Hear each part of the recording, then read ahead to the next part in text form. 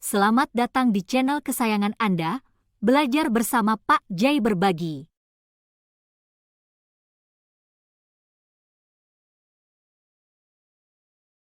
Sum adalah rumus yang digunakan untuk menjumlahkan data pada range. Sum ini merupakan rumus yang paling familiar dan sangat sering kita gunakan di antara rumus-rumus yang lainnya. Adapun sintaksnya adalah, di sini sudah ada beberapa data. Kita jalankan fungsi sum sama dengan sum buka kurung, kemudian kita blok range atau data yang ingin kita jumlahkan. Kemudian enter. Nah, ini yang pertama adalah sum, ya, sangat mudah dan sering kita gunakan.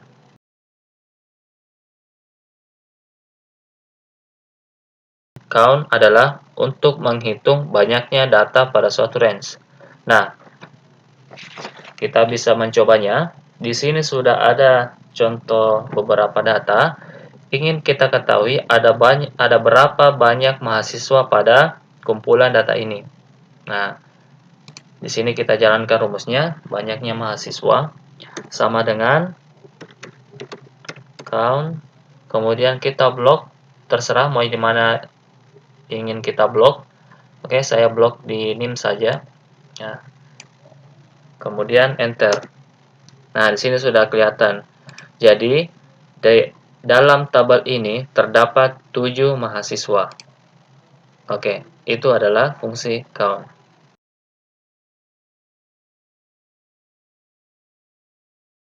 Average digunakan untuk mendapatkan nilai rata-rata dari kumpulan data pada suatu range. Nah, kita mencobanya. Di sini kita mau cari berapa nilai rata-rata dari mahasiswa ini. Oke, sama dengan average buka kurung, kemudian kita blok data yang ingin kita cari nilai rata-ratanya, kemudian tekan enter. Nah, seperti ini. Jadi nilai rata-rata di antara daftar nilai ini yaitu 87,714. Ini bisa kita bulatkan yaitu dengan menekan tombol menghilangkan desimal di belakang angka ini. Oh, maaf yang ini. Oke.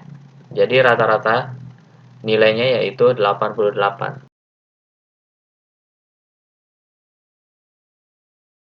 If merupakan fungsi logika pada Excel yang memudahkan kita untuk mengambil suatu pernyataan berdasarkan perbandingan kriteria tertentu. If ini sering kita jumpai pada pengolahan data yang berhubungan dengan perbandingan kondisi pada suatu sel. Nah, ini kita sudah dihadapkan data. Ada satu tabel yang ingin kita dapatkan nilai predikatnya berdasarkan nilai pada mahasiswa ini. Adapun keterangannya yaitu untuk nilai 90 sampai dengan 100 maka predikatnya yaitu A. Untuk nilai 61 sampai dengan 89 predikatnya B, dan 0 sampai 60 itu dapat predikat C.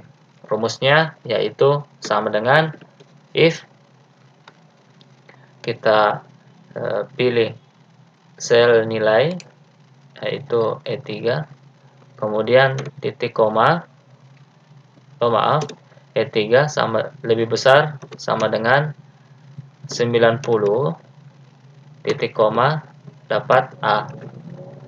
Kemudian titik koma if nilai lebih besar atau sama dengan 61 maka dapatnya B.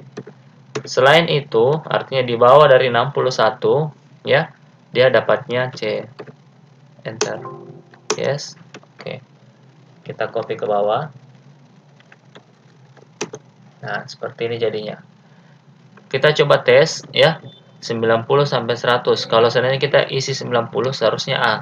Nah, betul. Kalau kita isi 89, B. Baik.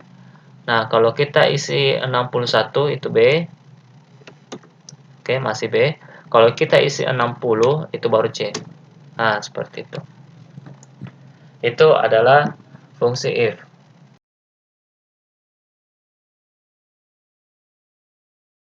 SUMIF merupakan turunan dari fungsi sum, di mana SUMIF digunakan untuk menjumlahkan data berdasarkan kriteria tertentu. Nah, di sini ada contoh tabel yang berisikan data nilai mahasiswa dan juga jenis kelamin.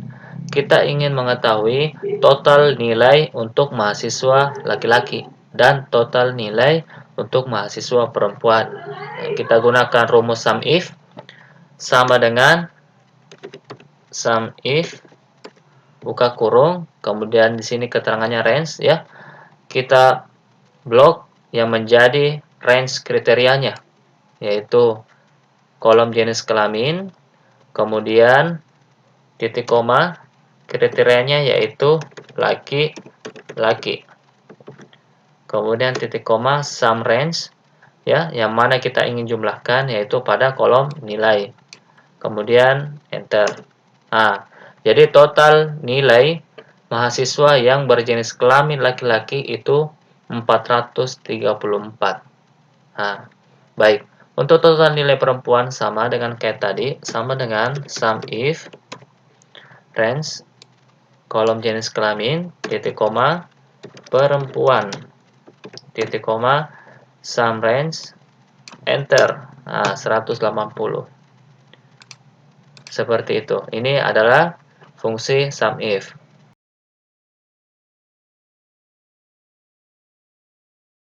COUNTIF digunakan untuk menghitung banyaknya data berdasarkan kriteria tertentu. Nah, teman-teman bisa saksikan, ini adalah contoh tabel mirip kayak SUMIF yang tadi, cuma kita ingin mengetahui banyaknya mahasiswa laki-laki pada tabel ini, dan juga berapa banyak mahasiswa yang perempuan. Kita coba jalankan, sintaksnya adalah sama dengan COUNTIF buka kurung, kemudian blok range yang ingin kita jumlahkan. Datanya, bukan jumlahkan ya, menghitung datanya, maaf, menghitung data.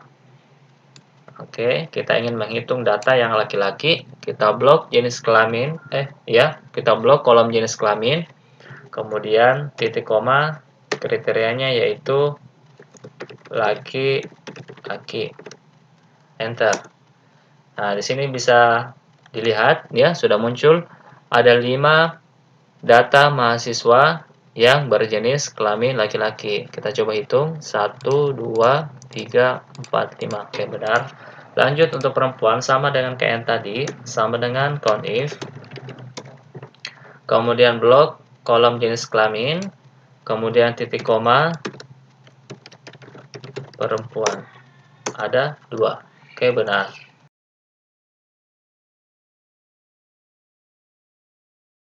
Proper merupakan fungsi yang digunakan untuk menjadikan huruf besar di huruf pertama pada string teks, dan huruf-huruf lain setelahnya dijadikan menjadi huruf kecil.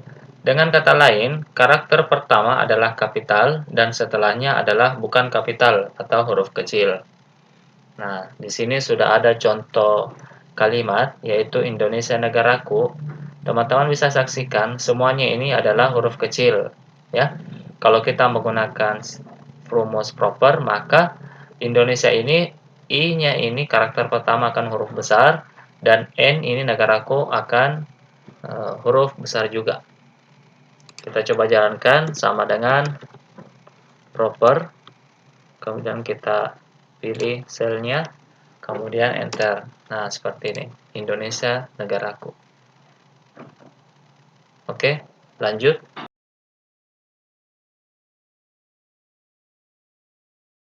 Upper merupakan fungsi yang digunakan untuk mengkonversi semua teks menjadi huruf besar. Oke, di sini bisa disaksikan ada kata Indonesia. Saya jalankan fungsi upper sama dengan upper, buka kurung, kemudian pilih selnya, enter. Nah, Indonesia ini akan berubah atau terkonversi menjadi huruf besar semuanya seperti ini. Baik.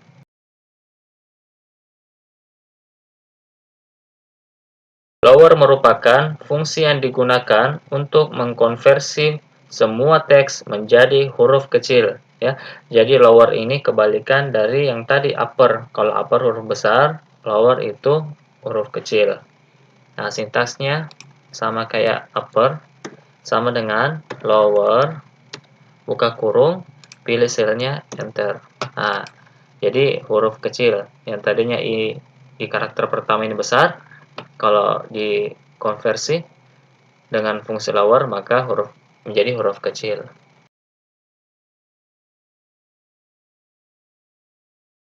Fungsi teks pada Excel, di mana left berfungsi untuk mengambil beberapa karakter dari suatu sel yang dimulai dari kiri, mid berfungsi untuk mengambil beberapa karakter dari suatu sel dimulai dari tengah, dan right berfungsi untuk mengambil beberapa karakter dari suatu sel dimulai dari kanan. Nah, kita coba. Ini ada kata Indonesia, saya bagi 3. Jadi, saya ingin mengambil 3 karakter pertama pada kata Indonesia ini, kemudian 3 karakter di tengah pada kata Indonesia, dan 3 karakter terakhir pada kata Indonesia. Saya jalankan. Yang pertama left sama dengan, silakan diperhatikan teman-teman, left, buka kurung, pilih teksnya, kemudian titik koma, saya mau mengambil 3 ya, 3 karakter pada sisi kiri, enter. Nah, seperti ini, IND. Kemudian mid, sama dengan mid, ini agak berbeda sedikit, jadi kita pilih dulu teksnya, kemudian titik koma, kita pilih start 6, artinya kita mau start atau dimulai pada karakter keberapa. Jadi kata one ini ada pada dimulai karakter keempat. 1, 2, 3, 4. Nah, jadi kita tulis 4, kemudian titik koma. Saya mau mengambil 3, ya, itu 6 charge, artinya berapa banyak karakter yang ingin diambil. Saya mau mengambil 3, enter. Nah, seperti ini one. Lanjut right ini mirip dengan left, jadi mudah. Right, maaf, sama dengan right. Kemudian pilih teksnya, titik koma, pilih atau tulis angka 3. Nah, seperti ini. Jadi saya bagi-bagi 3 ya. Left, mid, dan right. Indonesia. Oke, selanjutnya.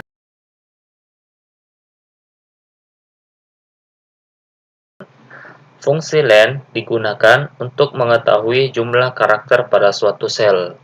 Ini ada contohnya, yaitu kata Indonesia. Kita ingin tahu ada berapa karakter pada kata Indonesia. Nah, sintaksnya adalah sama dengan len, buka kurung, kemudian pilih selnya yang mana, kemudian enter. Nah, ini hasilnya adalah 9. Jadi kata Indonesia ini mempunyai 9 karakter atau 9 huruf. Seperti itu.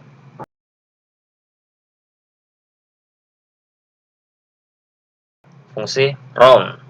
Round digunakan untuk membulatkan angka ke jumlah digit yang ditentukan. Fungsi ini biasanya kita jumpai pada laporan keuangan yang terdapat bilangan desimal, ya. Bilangan desimal itu bilangan yang koma-koma seperti ini, sehingga memerlukan proses pembulatan. Nah, kita coba membulatkan angka 15,6,75. Kita ingin dua digit di belakang koma. Nah, ini kan ada 3 digit, kita inginnya 2 digit saja. Jadi rumusnya itu sama dengan round, kemudian buka kurung, pilih selnya, selanjutnya titik koma, dan sebut kita ingin berapa digit setelah koma. Kita ingin 2 digit. Nah, kemudian enter. Jadilah seperti ini. Jadi 15,6,675 itu kalau kita ambil 2 digit saja berarti 15,68. Coba kalau 1 digit saja, berarti kita sini rubah menjadi 1. Hasilnya adalah 15,7. Nah, seperti itu untuk fungsi round.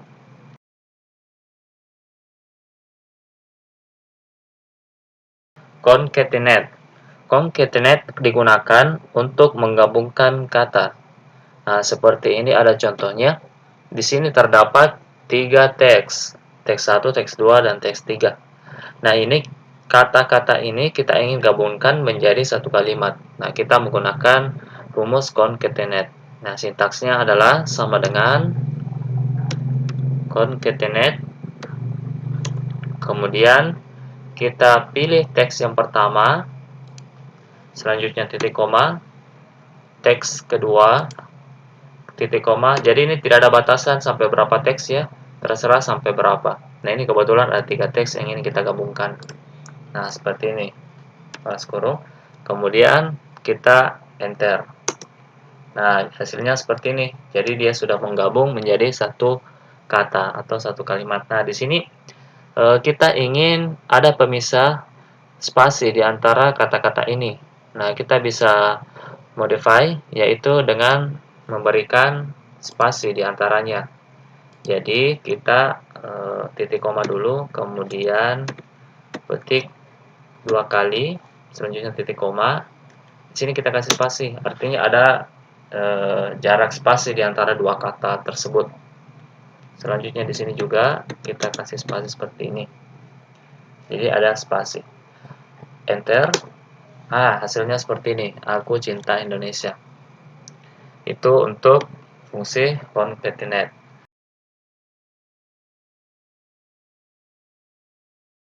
Fungsi yang ke-14 yang juga merupakan fungsi yang terakhir yaitu VLOOKUP dan HLOOKUP. Nah, VLOOKUP dan HLOOKUP ini sama-sama merupakan fungsi lookup pada Excel. Atau dengan kata lain, fungsi yang mengambil data pada tabel lain berdasarkan kata kunci yang ditentukan. Nah, VLOOKUP dan HLOOKUP ini sering kita temui di tugas-tugas kantor ya, ataupun juga di tugas perkuliahan. Jadi, kalau seandainya kita ingin menguasai Excel, maka sangat wajib bagi kita untuk menguasai rumus ini, utamanya VLOOKUP ya. HLOOKUP juga seperti itu. Nah, selanjutnya perbedaannya adalah VLOOKUP mengambil data secara vertikal ya, ini VLOOKUP. Datanya vertikal. Nah, sedangkan HLOOKUP itu mengambil data secara horizontal. Teman-teman bisa lihat untuk tabel bantu VLOOKUP ini, headernya itu ada di atas seperti ini. Kemudian datanya itu turun ke bawah. Itu artinya datanya vertikal. Sedangkan HLOOKUP bisa disaksikan headernya itu terdapat di sebelah kiri. Ini. Ya, tadi ini ada di atas, ini dia ada di sebelah kiri. Kemudian datanya dia itu memanjang secara horizontal seperti ini. Nah, makanya itu dikasih nama VLOOKUP dan HLOOKUP. V itu artinya vertikal dan H itu artinya horizontal. Baik, kita langsung bikin rumusnya. Sama dengan, kita mulai dari VLOOKUP dulu ya, teman-teman. Sama dengan VLOOKUP, kemudian kata kuncinya ini, kemudian titik koma, kemudian kita blok tabel bantunya seperti ini. Kemudian jangan lupa dikunci agar supaya apabila kita copy ke bawah, rumusnya itu tidak berubah untuk tabel bantu. Nah, caranya itu kita menekan tombol F4 satu kali. Kalau kita menekan tombol F4 satu kali, maka akan muncul string 2 seperti ini. Ya. Kemudian di sini juga kita F4 satu kali, hasilnya bakalan seperti ini. Kemudian titik koma, kita sebut dia ada pada kolom berapa. Nah, contoh ini nama barang, kita ingin tampilkan nama barang, di tabel bantu nama barang itu berada pada kolom kedua. Kolom pertama itu kode, kolom kedua itu nama barang. Seperti itu, jadi kita ketik 2 karena kita ingin kolom kedua, yaitu nama barang. Kemudian titik koma false, jangan lupa terakhir ditutup dengan false. Tutup kurung, kemudian kita enter. Hasilnya seperti ini. Jadi kode A itu nama barangnya sabun. Nah, Kalau ini kita rubah jadi B, dia juga berubah. B itu minyak goreng. Ini, ya. Kita kasih A, ya, sabun. Kemudian selanjutnya yaitu harga. Rumusnya sama, jadi kita copy saja. Kita paste di sini. Hanya bedanya yaitu beda kolom. Tadinya kolom kedua, kita ingin kolom ketiga. Enter. Seperti ini. Kemudian lanjut yang satuan, kita copy. Kita paste di sini. Harga satuan itu kolom keempat. Oke. Kemudian sudah jadi, kita blok, kemudian kita copy ke bawah. Hasilnya bakalan seperti ini. Semua akan serba otomatis, jadi kita tidak usah mengetiknya satu persatu lagi. Ya, seperti itu untuk VLOOKUP. Selanjutnya HLOOKUP, rumusnya sama dengan VLOOKUP, cuma bedanya yaitu pengambilan datanya secara horizontal. Baik, langsung saja sintaksnya sama dengan HLOOKUP.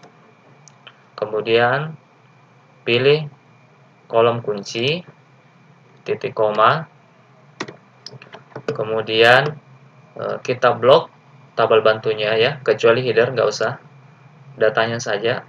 VLOOKUP juga tadi seperti itu, nggak usah header. Nah, HLOOKUP juga nggak usah header, langsung datanya saja. Sama seperti tadi, yaitu kita tekan F4 satu kali, sehingga akan muncul string seperti ini. String dollar ya. Nah, di sini juga. Oke, modelnya seperti ini. Kemudian titik koma, kita ingin dia di baris keberapa. Kalau tadi istilahnya VLOOKUP, kita pilih kolom keberapa. HLOOKUP ini bahasanya kita pilih baris keberapa. Nama barang itu berada pada baris kedua. Baris pertamanya yaitu kode. Nah, ini kode. Nama barang itu baris kedua. Berarti kita pilih 2, titik koma, false. Sama kayak tadi, harus ditutup dengan false ya. Tutup kurung, enter. Hasilnya seperti ini. D itu adalah ini D, gula pasir. Nah, ini D, gula pasir. Lanjut ke harga, sama. Konsepnya sama, kita tinggal rubah saja dia di baris keberapa. Untuk harga itu dia baris ketiga. Enter. Oke, selanjutnya satuan itu baris keempat. Coba ya. Nah, seperti itu. Ya, kalau kita rubah di sini jadi dia bakal berubah. Nah, kita sisa copy saja ke bawah. Nah, hasilnya seperti ini. Nah, sangat mudah. Nah, ini adalah rumus VLOOKUP dan HLOOKUP.